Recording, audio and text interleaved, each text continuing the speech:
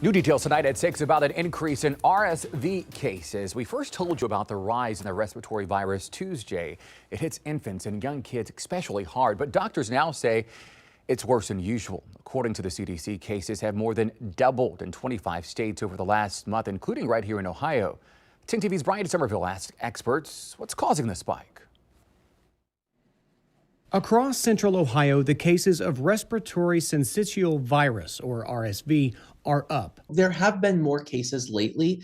This has mostly been reported over at Children's. Dr. Shane Jeffers is a general primary care doctor with Mount Carmel in Groveport. He says RSV, which is grouped under common cold, is not typically diagnosed in adults. But for small children, it's far more noticeable. He just declined super rapidly. Wednesday, 10 TV told you about Shanasty, Ireland, and her 2-month-old son, Asa, who she took to the hospital Sunday night after she noticed he was struggling to breathe.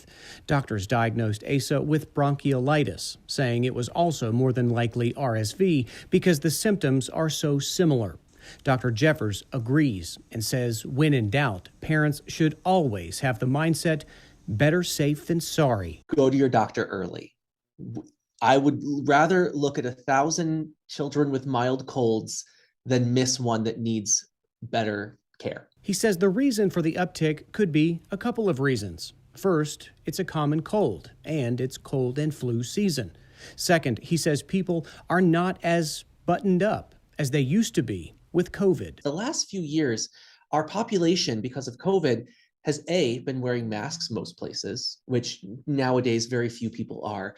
But also people have been much more aware of hand hygiene and general transmission of illnesses, staying home if they're sick. Brian Somerville, 10 TV News. Dr. Jeffers says if your child is sick but is eating, drinking, and breathing normally, the cold could run its course, but he stresses if there are any signs of distress, you should head to the doctor.